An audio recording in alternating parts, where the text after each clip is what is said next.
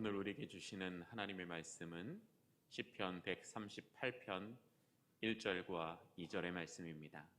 구약성경 903면 시편 138편 1절과 2절의 말씀입니다.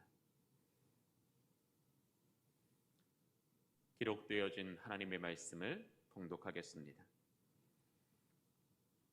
내가 전심으로 주께 감사하며 신들 앞에서 주께 찬송하리이다. 내가 주의 성전을 향하여 예배하며 주의 인자하심과 성실하심으로 말미암아 주의 이름에 감사하오리니 이는 주께서 주의 말씀을 주의 모든 이름보다 높게 하셨음이라. 아멘. 지금은 인터넷이나 좋은 장난감들이 많아져서 우리의 주변에서 사라졌지만 제가 어릴 때만 해도 집집마다 오뚜기 인형이 하나씩은 다 있었습니다. 오뚜기 인형 뭔지 아시죠? 오뚜기 인형은 이렇게 넘어뜨리면 바로 일어납니다. 어떤 방향으로 넘어뜨리든지 어떤 힘으로 넘어뜨리든지 다시 제자리로 항상 돌아오는 게 바로 오뚜기 인형입니다. 오뚜기 인형이 다시 일어설 수 있는 것은 무게중심 때문입니다. 무게중심이 무겁고 정확하기 때문에 오뚜기 인형은 어떤 쪽으로 넘어져도 어떤 힘으로 넘어져도 다시 일어날 수 있습니다. 즉 오뚜기 인형이 다시 일어나는 힘, 이것을 복원력이라고 합니다. 복원력은 처음의 상태로 다시 되돌아키는 능력, 이것을 복원력이라고 만듭니다. 이 복원력을 좌우하는 것이 바로 말씀드렸던 무게중심입니다. 무게중심이 얼마나 무겁고 정확하느냐에 따라서 복원력은 커질 수밖에 없습니다. 그래서 고난이 많은 인생을 살아가는 사람들에게 오뚜기 같은 인생이 되라, 어떤 고난과 시련 앞에서도 다시 일어나서 성공적인 삶을 살라라고 그렇게 이야기하면서 오뚜기 같은 인생이 될 것을 강조하고 있습니다. 우리 신앙생활에서도 복원력이 너무나 중요합니다.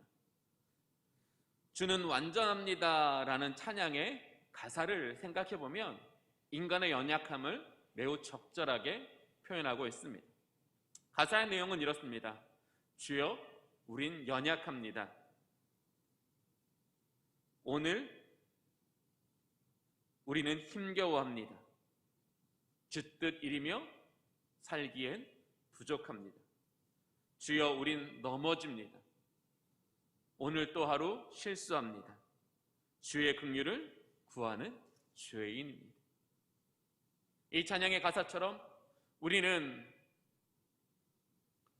두렵고 떨리는 하루하루 때문에 연약함을 느끼며 살아가고 있습니다. 오늘 만나는 사람들, 예측할 수 없는 환경들 때문에 우리는 하루하루 힘겨워하며 살아갈 수밖에 없습니다.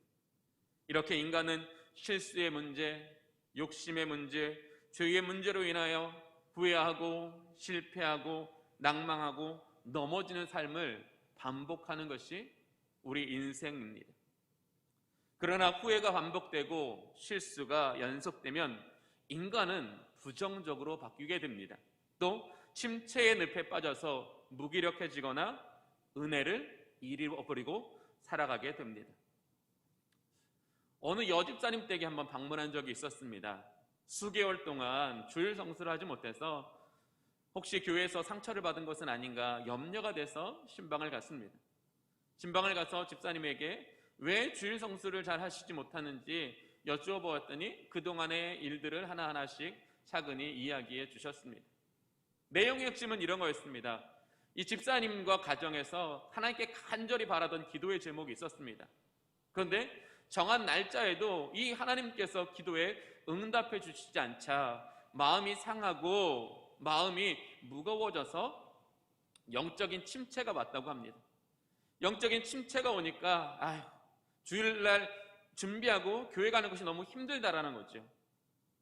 그런데 이 주일날 교회 가는 것이 힘들어지게 되자 반대로 자꾸 사람을 의지하게 되더랍니다.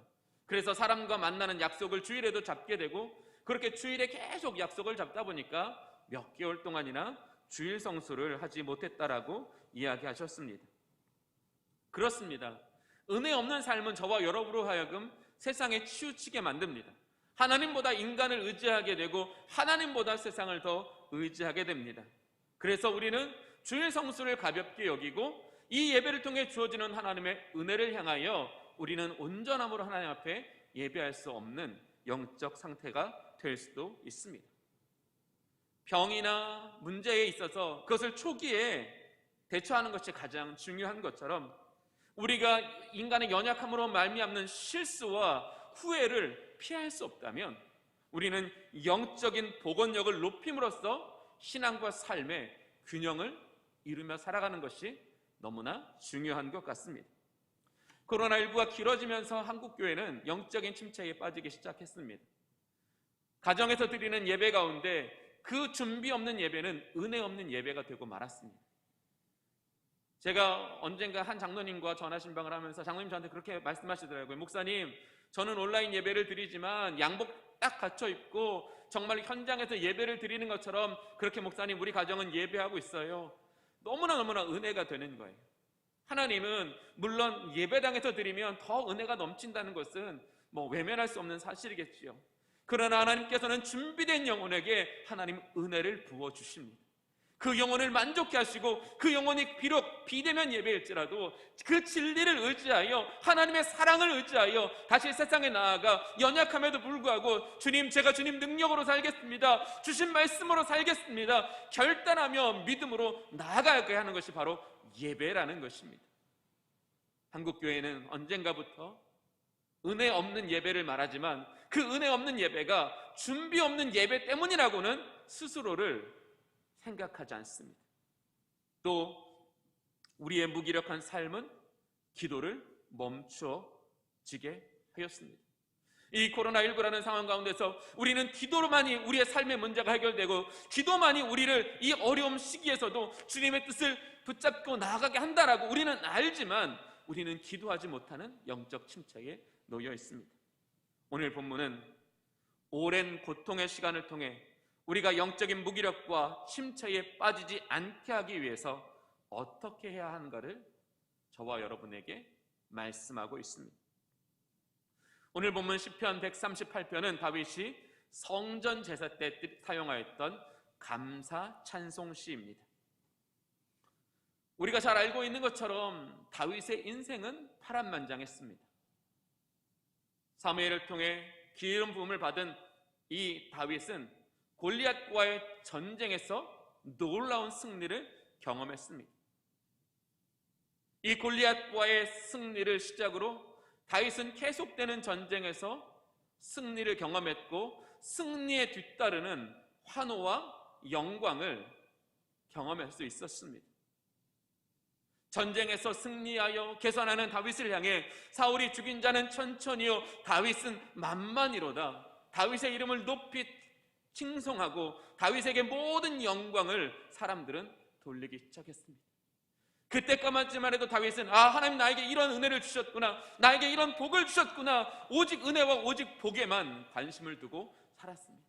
그런데 성경을 보면 다윗의 승리가 그의 불행의 시작이었음을 우리에게 이야기하고 있습니다. 다윗의 승리를 부러워하고 그를 환호하는 사람들에 대한 두려움으로 인해 사울 왕은 다윗을 시기하기 시작했습니다. 질투하기 시작했습니다. 사울의 시기와 질투는 다윗을 죽이라는 음모와 계획을 만들어냈습니다. 우리가 잘 알고 있는 것처럼 다윗은 사울을 피하여 광야로 도망칠 수밖에 없었습니다. 광야로 도망친 다윗은 이 기스라는 사람들에게 사로잡혀서 정말로 개와 같은 그런 취급, 비천한 사람의 취급을 받을 수밖에 없었습니다. 다윗의 마음속에는 의문투성이었습니다. 하나님, 왜 나에게 하나님 기름을 부어 세워주셨습니까? 왜 하나님 나에게 연속되는 승리를 경험하게 하셨습니까? 내 인생 여기서 정말 비루한 자와 같이 죽게 만드시려고 나에게 기름을 부으셨습니까? 내게 승리를 허락해 주셨습니까? 다윗의 마음은 복잡하고 해결되지 않는 의문들로 가득했습니다. 하나님은 그때 다윗으로 하여금 진리의 말씀을 깨닫게 하셨습니다. 진리의 말씀을 붙잡게 하셨습니다. 그 진리의 말씀으로 말미암아 자신이 어떻게 해야 하는지를 하나님께서는 알게 하셨습니다. 그 정점이 바로 사울 왕과의 대면입니다. 다윗은 사울 왕을 죽일 수 있는 기회를 만났습니다.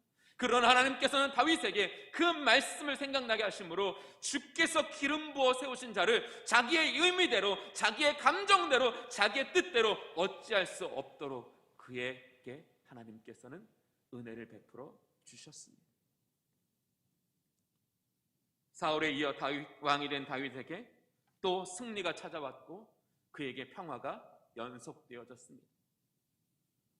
그러나 다윗이 가장 안정적이라고 생각했던 바로 그때에 다윗은 인생에서 가장 크고 중대한 죄를 저지르게 됩니다. 그것은 그의 안에 있는 욕정을 이기지 못해서 정말로 밧세바를 취하고 그의 남편인 우리아를 전쟁에서 죽게 만들었던 것입니다. 다윗은 자신의 허리가 끊어질 듯 회개하며 자신의 죄를 애통했습니다. 그러나 하나님은 다윗과 밧세바 사이에 난 아들을 데려가심으로써 다윗으로 하여금 그 죄의 고통을 뼈에 사무치도록 경험하게 하셨습니다. 이후에도 하나님은 압살롬을 통해서 그의 평생의 친구였던 아히도벨을 통해서 평안과 위기를 반복하여 만나게 하셔 주셨습니다. 이해할 수 없는 이 삶의 반복 속에서 다윗은 인생의 가장 중요한 발견을 할 수 있게 되었고 하나님 앞에 자기를 복종시키는 은혜를 경험하게 되었습니다. 오늘 본문은 또 그것을 우리에게 이야기하고 있습니다. 오늘 본문을 보면 다윗은 안식일을 거룩하게 지킴으로 하나님 앞에 예배를 드리고 있습니다. 다윗은 주의 인자하심과 성실하심으로 말미암아 자신이 하나님을 찬양하고 있다라고 이야기하고 있습니다. 지금 다윗은 예배 가운데 하나님의 인자하심을 경험하고 있습니다. 본문의 인자는 히브리어로 하스데카라는 단어입니다. 이 하스데카라는 단어의 기본형이 헤세드라는 겁니다. 이 헤세드는 구약성경에서 240회 정도 사용하고 있는데요, 이 헤세드는 어떻게 사용되냐면 하나님의 완전하시며 하나님의 놀라우신 사랑을 헤세드라고 합니다. 즉 이 구약성경에서 이 헤세드라는 하나님의 사랑을 240회나 언급하고 있다는 것은 구약성경 전체가 하나님의 헤세드를 말하고 있다고 해도 과언이 아닙니다. 성경에 나타난 이 헤세드가 사용되진 곳을 이렇게 쭉 살펴보면 공통점이 있는데 뭐냐면 하나님께서 그 택하신 백성에게 언약을 이루어 주시기 위해서 그 언약의 성취를 하나님께서 이루어내시기 위해서 그 택하신 백성을 사랑으로 돌보시는 그 하나님의 행동을 성경은 헤세드라고 이야기하고 있습니다. 구약 성경에 나타난 헤세드는 세 가지 기본적인 의미가 있습니다. 힘, 견고함, 사랑입니다. 즉 하나님은 그 사랑을 하나님의 그 힘과 그 견고함으로써 이스라엘 민족에게 나타내 보이시는데, 특별히 이스라엘 민족이 범죄하여 그 구원을 향하여 전적인 무능력 상태에 빠졌을지라도 하나님은 완전하신 사랑으로 힘과 그 견고함을 통해서 그 택하신 백성을 죄에 무너지지 않게 하시고 그 사랑으로 붙들어 하나님을 인격적으로 경험하게 하시고 하나님을 영적으로 체험하게 하심으로써 그 한 사람이 죄와 실수에도 불구하고 하나님께서 세우시는 영화로운 존재로 만들어 가시는 그 하나님의 능하신 행동을 성경은 헤세드라고 말하고 있는 겁니다. 하나님은 그 택하신 백성과 맺으신 그 언약을 성실하게 지키시기 위하여 그들의 죄와 그들의 실수와 그들의 연약함과 그들의 모순에도 하나님은 그들을 싫어버리지 않으시고 그들을 포기하지 않으시고 헤세드의 사랑으로 그들의 무지함을 해결해 주시고 그들의 연약함을 고쳐주시며 그들을 인격적으로 영적인 존재가 되어 그 영어로운 하나님의 나라에 들어가도록 만드시는 그 하나님의 사랑을 헤세드라고 표현하고 있는 겁니다. 다윗은 바로 그것을 경험했다. 왜 내게 알 수 없는 고난과 승리가 반복되었을까? 이만하면 이제 내가 하나님 앞에 괜찮은 신앙인인데, 이만하면 내가 나라를 잘 다스리는 왕인데 하나님은 왜 내게 평화 대신 고난을 주실까? 앞서 언급했던 것처럼 승리가 정점에 달할 때 사울을 통해 다윗은 다시 인생의 밑바닥으로 떨어지게 되었습니다. 그 인생의 밑바닥에 떨어지는 순간 다윗은 무엇을 붙잡았다고요? 하나님의 말씀을 붙잡았다. 즉 하나님께서는 다윗으로 하여금 그 하나님의 놀라우신 그 생명의 말씀을 붙잡게 하시기 위해서 그를 가장 인생의 밑바닥에 두시는 은혜의 하나님이셨다는 거예요. 돌이켜 생각해보면 자기가 인생의 밑바닥에 놓여 있었기 때문에 제가 목숨을 걸고 생명의 말씀을 붙잡았다고 다윗은 깨닫게 된 거예요. 하나님 나를 너무 잘 아시니까 내가 어떻게 하면 하나님의 말씀을 생명과 같이 여기고 그 생명의 말씀을 붙잡고 내가 내 안에 있는 감정과 상한 심령을 이겨낼 수 있는지 하나님은 가장 잘 아시고 나를 그 은혜의 자리로 이끌어 주셨다라는 겁니다. 또다시 평안이 유지되어 내 마음이 교만할 때 하나님은 내 범죄를 인하여 하나님께서 또다시 내게 회개하고 애통하는 마음을 주사 주님 없이는 살 수 없는 존재로, 주님이 아니면 살 수 없는 존재로서의 나를 발견하게 하시고 그 은혜의 주님을, 그 능력의 주님을 붙잡게 하셨다라는 거지. 즉 내 인생 여정을 뒤돌아볼 때마다 승리와 평안과 고통과 또 승리와 고통과 평안들이 이렇게 계속 하나씩 연속되어지는 이 연속되어지는 사건들을 잘 맞추어 보니까 나를 향한 놀라우신 하나님의 섭리가 그 안에 숨겨져 있었다라는 거지.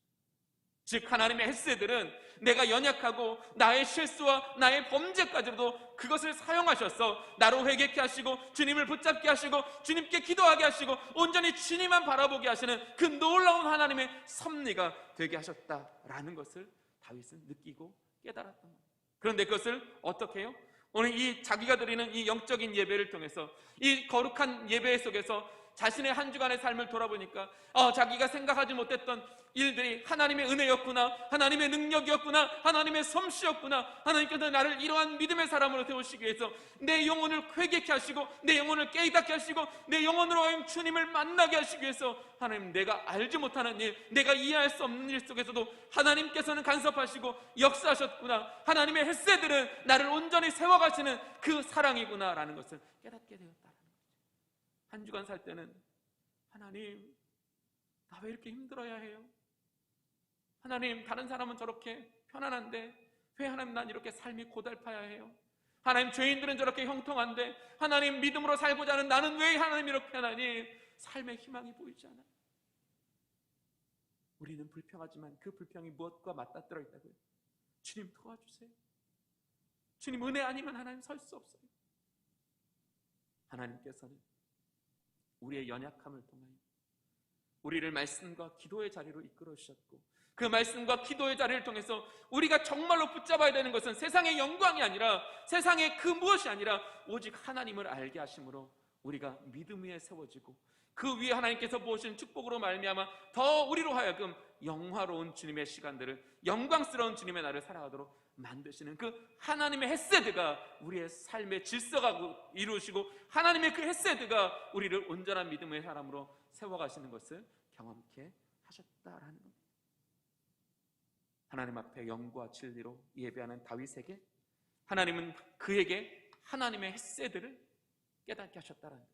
하나님의 헤세드의 그 은혜를 하나님께서는 경험하게 하셨다라는 겁니다. 그러니 다윗은 그 예배 속에서 기쁘고 감격하였으며 그의 모든 것을 다해 하나님 앞에 찬송했고 그 이름에 합당한 영광을 올려드릴 수 있었던 것입니다. 그것이 예배의 기쁨이고 예배의 감격입니다. 우리는 이 거룩한 성전에 나와 예배를 통해서 하나님의 헤세드를 통해 우리의 삶의 조각들이 맞추어지고 그 조각들이 어떤 하나님의 비전과 어떤 하나님의 섭리가 있는지를 깨닫게 되는 순간 우리는 하나님 앞에 기쁨으로 찬양하게 되고 우리는 하나님의 은혜를 의지하여 하나님, 내가 다시 세상으로 돌아가지만 내 삶에 하나님의 헤세드가 있기 때문에 내 삶에 하나님의 놀라우신 간섭하심이 있기 때문에 하나님, 난 다시 믿음으로 살겠습니다. 어떤 고난이 와도 주님의 사랑을 의지하고 주님의 능력을 의지하고 다시 예수의 이름으로 살고 다시 예수의 이름으로 일어나겠습니다. 영적인 복원력을 갖게 된다라는 거지. 은혜 없는 예배는 우리에게 예배를 잘 드렸다는 것으로 만족해 하지만 이 예배 가운데 하나님의 헤세드는 우리에게 찾아오시는 하나님의 그 놀라우신 발걸음에는 하나님의 계획이 있고 하나님의 목적이 있고 하나님의 흔적이 있는데 이 놀라우신 하나님의 섭리는 우리를 영화로운 존재로 만들어 가시는 하나님의 능력이라는 것을 깨닫는 순간 우리는 참된 예배자가 되고, 그 예배를 통해서 주시는 하나님의 은혜는 우리의 삶을 다시 영적으로 복원시킨다라는 거죠.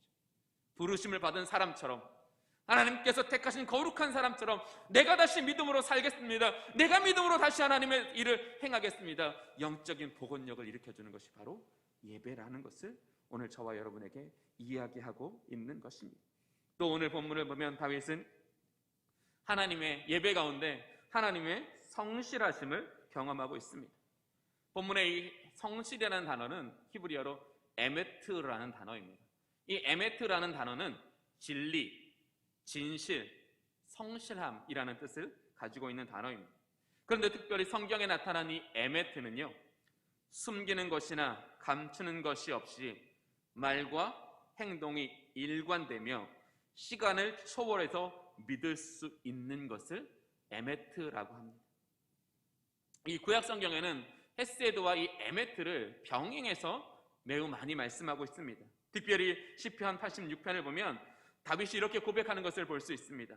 그러나 주여, 그는 긍휼히 여기시며 은혜를 베푸시며 노하기를 더디하시며 인자와 진실이 풍성하신 하나님이시오니 내게 은혜를 베푸소서. 즉 하나님의 긍휼이, 하나님의 은혜가, 하나님의 노하기를 더디하시는 이 모든 것이 하나님의 헤세드고 하나님의 에메트다라는 것을 강조하고 있는 겁니다.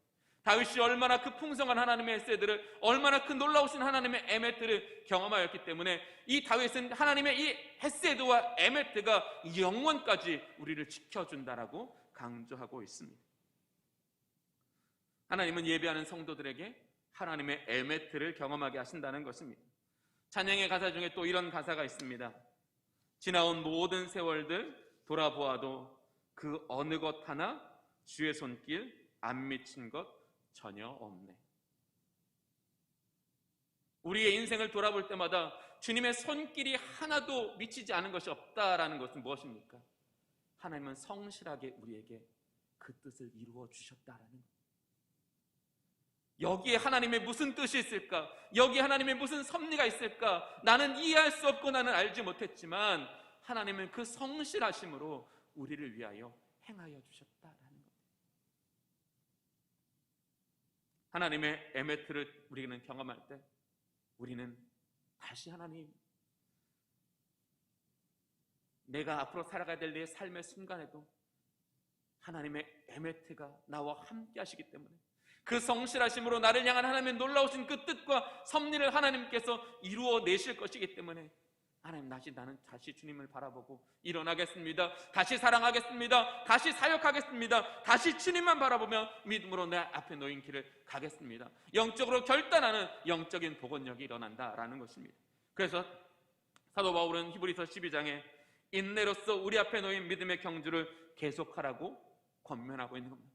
바울 또한 하나님의 에메트를 경험했기 때문에 우리 앞에 놓인 이 믿음의 경주를 끝까지 완주할 수 있는 것은 내 능력에 있는 것이 아니라 하나님의 에메트에 우리의 삶이 달려있기 때문에, 그런데 그 하나님의 성실하심은 우리에게 그 헤세드를 통하여 영원까지 이루시는 놀라운 에메트이기 때문에 우리가 그 하나님의 성실을 경험할 때 우리의 삶에 이미 들어와 계시는 그 하나님의 성실, 그 하나님의 성실을 느끼고 깨닫는 순간 우리는 우리 앞에 어떤 장애물이 있어도 어떤 환란이 있어도 하나님의 성실하심이 우리를 지켜주실 것을 확신하기 때문에 우리는 다시 일어날 수 있는 영적인 복원력을 경험할 수 있게 된다라는 것입니다.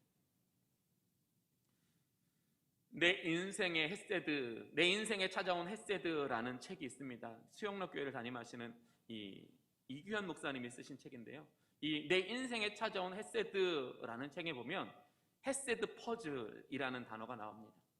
이규현 목사님은 이런 헤세드 퍼즐을 이렇게 말씀하시더라고요. 다윗에게와 같이 우리 인생에서 알 수 없는 경험들이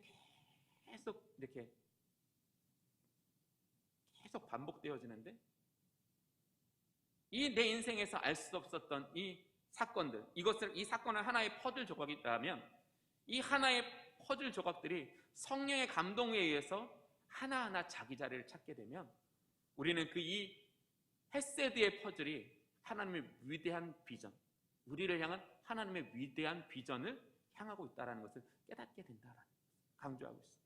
즉 우리가 예배 속에서 하나님의 헤세드와 하나님의 에메트, 즉 하나님의 인자와 하나님의 성실하심을 경험하는 순간 우리의 삶에 이해되지 않았던 그 삶의 연결고리가 생기고 그 연결이 어디를 향하고 있는지를 깨달아 우리의 삶에 영적인 복원력이 생긴다라는 것을 강조하고 있는 것입니다.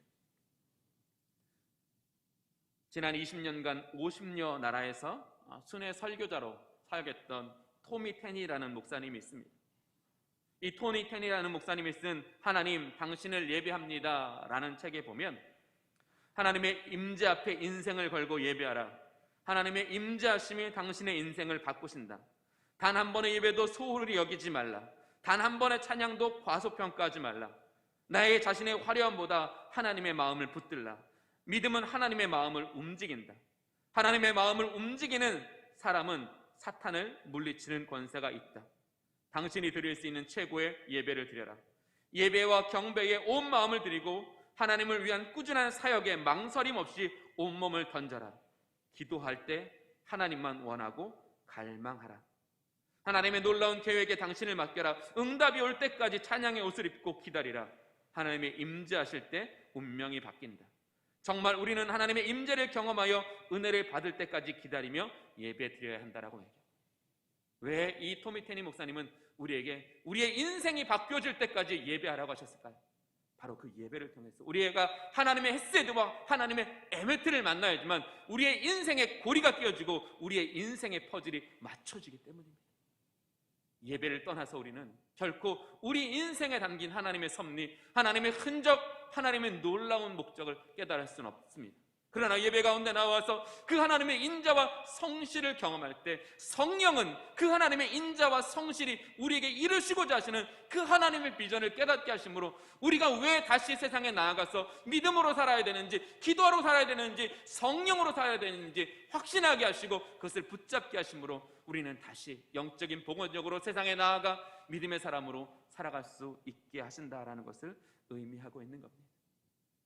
우리는 코로나19라는 시간 속에 살아가고 있습니다. 마음은 그렇지 않지만 우리는 계속 매일매일 조금씩 가라앉고 있습니다. 영적인 침체 가운데 놓여 있습니다. 바로 이 영적인 침체 가운데 우리는 오뚜기와 같은 인생으로 살아야 합니다. 즉 예배를 통해서 하나님의 헤세드와 하나님의 에메트, 하나님의 인자와 하나님의 성실하심을 통해서 예배를 통해서 다시 일어나고 다시 믿음의 길을 가는 그런 복된 삶을 살아야 한다라는 겁니다. 그래서 오늘 제목 갓두기라고 했습니다. 오뚜기는 자기 무게중심을 가지고 일어섰지만 갓두기는 하나님으로 일어난다는 뜻입니다. 예배를 통해 주어지는 하나님의 헤세드와 하나님의 에메트를 통해서 우리는 다시 일어나는 것을 경험해야 됩니다. 그런 갓두기의 인생을 살아가야 한다는 겁니다. 그러면 그 갓두기가 되어 우리가 코로나19를 지나고 나면 이 코로나19는 우리 인생의 또 하나의 헤세드의 퍼즐로 맞춰지는 역사가 있다는 거예요. 우리는 이후에 이 헤세드의 퍼즐, 이 코로나19라는 이 헤세드의 퍼즐을 맞춰지는 순간 하나님의 놀라운 사랑을 경험할 겁니다. 하나님의 이 코로나19 가운데 나를 놓지 않으시는 그 하나님의 사랑과 그 하나님의 성실이 내 영혼을 붙들어 주실 것입니다. 그 놀라운 은혜가 우리로 하여금 평생에 두려움 없이 오직 예수만 바라보며 그 길을 가게 하신다라는 겁니다. 그래서 오늘 우리에게 다윗은 예배 가운데 풍성한 하나님의 헤세드와 풍성한 하나님의 에메트를 경험해야 한다라고 강조하고 있는 것입니다. 2021년 우리 주님의 교회 성도들은 하나님의 인자와 하나님의 성실 가운데 하나님의 놀라운 섭리를 따라 살아가는 복된 인생의 주인공이 되시기를 원합니다. 그렇다면 우리는 우리의 실수와 모순과 연약함과 우리의 범죄일지라도 하나님의 완벽하신 헤세드를 통해 하나님의 완전하신 그 에메트를 통해 우리의 인생을 이끌어 가시고 우리의 인생을 하나님의 놀라운 능력 가운데 세우시는 것을 경험하게 될 것입니다. 그것이 신앙입니다. 정해진 시간에 교회 나와서 예배 드리는 게 신앙이 아니라 그 하나님의 헤세드, 그 하나님의 에메트가 우리에게 이루시는 그 일을 확실하고 믿음으로 그 길을 걷는 것이 바로 신앙입니다. 그 신앙을 우리로 하여금 더 온전히 하게 하는 그 핵심에 바로 예배가 있어야 된다는 그 예배를 통해서 우리의 삶이 회복되어질 때 우리는 놀라운 하나님의 섭리를 살아낼 수 있다는 것을 다윗은 강조하는 것입니다. 오늘 우리에게 주신 하나님의 말씀을 우리가 믿음으로 받기를 원합니다. 그래서 우리는 하나님 앞에 2021년 예배를 통해 하나님의 헤세드와 하나님의 에메트를 경험하고 그 하나님의 놀라우신 인자와 성실이 우리를 이끌어 가시는 그 하나님을 의지하여 우리 앞에 놓인 이 믿음의 길을 끝까지 경주할 수 있는 복된 우리 주님의 교회 성도님들이 되실 수 있기를 소망합니다. 기도하겠습니다. 우리의 삶의 주인 되시고 인도자 되시는 하나님, 우리를 향한 완전하신 인자와 성실로 우리의 삶을 주관하여 주시오니 감사를 드립니다. 실수가 없으시고 후회가 없으신 하나님께서 우리에게 베풀어 주실 그 사랑과 은혜와 능력을 기대하고 의지하며 한 주간 또 믿음으로 살아가게 하여 주시옵소서. 이해되지 않는 상황 속에도 하나님의 헤세드와 하나님의 에메트가 우리를 위하여 일하시고 역사하고 계시는 것을 신뢰하며 모든 상황 속에서 주님만 바라보게 하여 주시옵소서. 주여, 예배의 기쁨과 예배의 감격을 우리에게 허락하여 주시옵소서. 예배 속에서 다시 우리의 삶이 회복되어지는 영적인 복원을 경험하게 하여 주시옵소서. 예배를 통하여 주시는 그 은혜로 말미암아 다시 한번 세상을 살아가게 될 때에 가뚜기의 삶으로 늘 다시 하나님께서 우리에게 허락하신 그 그리스도인다운 삶을 살아낼 수 있도록 성령님 도와주시옵소서. 예수 그리스도의 이름으로 기도하옵나이다. 아멘.